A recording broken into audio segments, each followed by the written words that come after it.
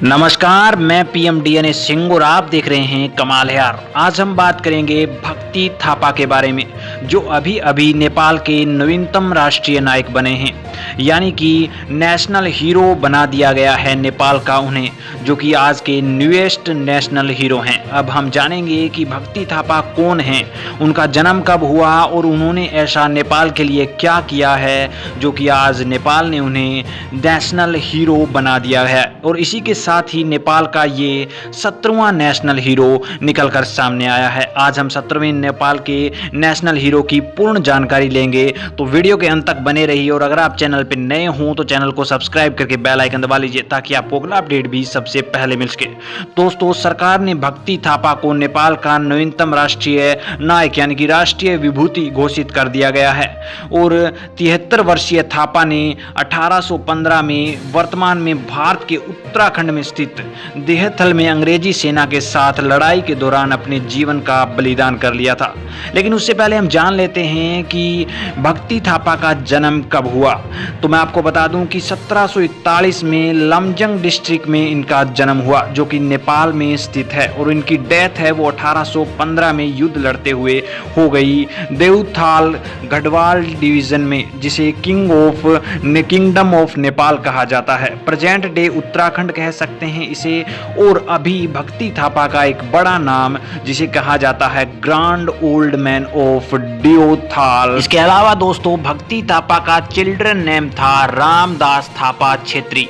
मैं आपको बता दूं कि सरकार के प्रवक्ता संचार और सूचना प्रौद्योगिकी मंत्री बसंत कुमार नेमबाग ने बुधवार को अपनी प्रेस वार्ता में जानकारी दी कि हाल ही में हुई कैबिनेट की बैठक में भक्ति थापा को राष्ट्रीय नायक यानी कि नेशनल हीरो घोषित कर दिया गया है। और इसी के साथ ही नेपाल के राष्ट्रीय नायकों की संख्या अब 17 तक पहुंच चुकी है, यानी कि जो भक्ति थापा हैं वो 17वें राष्ट्रीय नायक हैं नेपाल के। तो अब जानना तो बनता ही है भक्ति थापा के बारे में कि उन्होंने अपने जीवन की शुरुआत कैसे की और आगे बढ़कर उन्होंने क्या किया। तो हम शुरू करते हैं। ग्रैंड ओल्ड मैन भक्ति थापा छेत्री लामजंग राज्य के सरदार यानी कि कमांडर थे। इसीलिए उन्होंने लामजंग के राजा जो केहरी नारायण की ओर से लड़ाई लड़ी और गोरखाली के खिलाफ लड़ाई लड़ी। गोरखाली नेपाल की सेना के खिलाफ लड़ाई लड़ते हुए लामजंग के पतन के बाद उसे पकड़ लिया गया और युद्ध के कैदी के रूप में काठमांडू लाया गया। बाद में उन्हें नेपाल की सेना में सरदार यानी कि सरदारों में से एक बना दिया गया और सबसे बड़ा सरदार घोषित कर दिया गया। जुमला के एकीकरण के ठीक 2 साल बाद उन्हें नेपाल की सेना का सर्वोच्च सेनापति भी बना दिया गया, जो राजधानी के पश्चिम में एक क्षेत्र में तैनात था जो लगभग सतलुज नदी तक फैला था। और इस क्षेत्र का प्रशासक भी था यहाँ पे भक्ति थापा।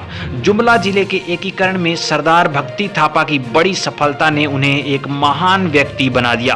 वह एंग्लो नेपाल युद्ध में शामिल हुए और एक देशभक्त के रूप में उभर कर आए। युद्ध में उनका सबसे महत्वपूर्ण योगदान देवथल के पश्चिम मोर्चे पर था। एंग्ला नेपाल युद्ध में सरदार भक्ति थापा मालो के किले से नेपाल के पूर्व पश्चिम क्षेत्र के संचालन को नियंत्रण कर रहे थे, जबकि सूरतगढ़ का किला इस जिले के दक्षिण में था। क्योंकि ब्रिटिश सेना ने मनोल किले से 1000 गज दूर देउदल के किले पर नियंत्रण कर लिया था और पूरे पश्चिमी क्षेत्र को दांव पर लगा दिया था, जिससे सरदार भक्ति थापा छेत्री नगन खुंखरी के और तलवार के सहारे युद्ध के मैदान में चल दिए। और उन्होंने ब्रिटिश सेना की भीषण गोलाबारी के बीच लगभग यहाँ पे 1000 नेपाली सैनिकों के साथ उनका दौरा हुआ और दोनों सेनाओं के बीच एक भीषण लड़ाई देखने को मिली, जिसमें ब्रिटिश सेना के लगभग 200 सैनिक मारे गए, जबकि केवल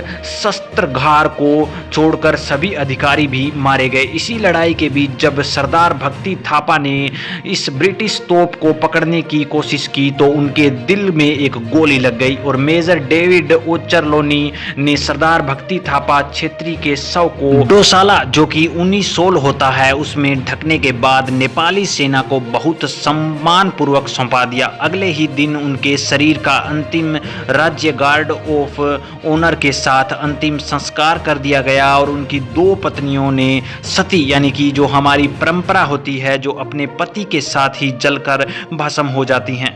युद्ध के मैदान में जाने से पहले उन्होंने अपने पोते को बड़ा काजी अमर सिंह थापा छेत्री को सौंप दिया गया था और बड़ा काजी अमर सिंह थापा छेत्री और सरदार भक्ति थापा छेत्री के पुत्र रामदास ने नेपाल के झंडे की तलहटी में बैठकर युद्ध का नज़ारा देखते हुए नेपाली सेना का हौसला बढ़ाया। इस युद्ध की समाप्ति के बाद अंगला नेपाल युद्ध ने एक अलग मोड़ ले लिया। जिस तरह से सरदार भक्ति थापा छेत्री ने देवथल युद्ध में अपने प्राण न्यौछावर कर दिए, वह नेपाली इतिहास में एक किंवदंती बन गए और एक अलग छवि छोड़ गए। इन सभी कार्यों के साथ ही भक्ति थापा आज हमारे बीच तो नहीं हैं, लेकिन उनकी यादें और उनका नाम तब तक रहेगा जब तक सूरज और चांद रहेंगे। दोस्तों, आपका क्या विचार है एक नए हीरो जो नेशनल हीरो बना है भक्ति थापा, उनके बारे में अपने विचार कमेंट सेक्शन में जरूर लिखिए। चलिए आज के लिए इतना ही रखते हैं, आगे कोई नया अपडेट मिलता है तो फिर आपके सामने हाजिर होंगे। तो वीडियो को लाइक कीजिए, शेयर कीजिए और अगर आप चैनल पर नए हों तो चैनल को सब्सक्राइब करके बेल आइकन दबा लीजिए ताकि आपको अगला अपडेट भी सबसे पहले मिल सके।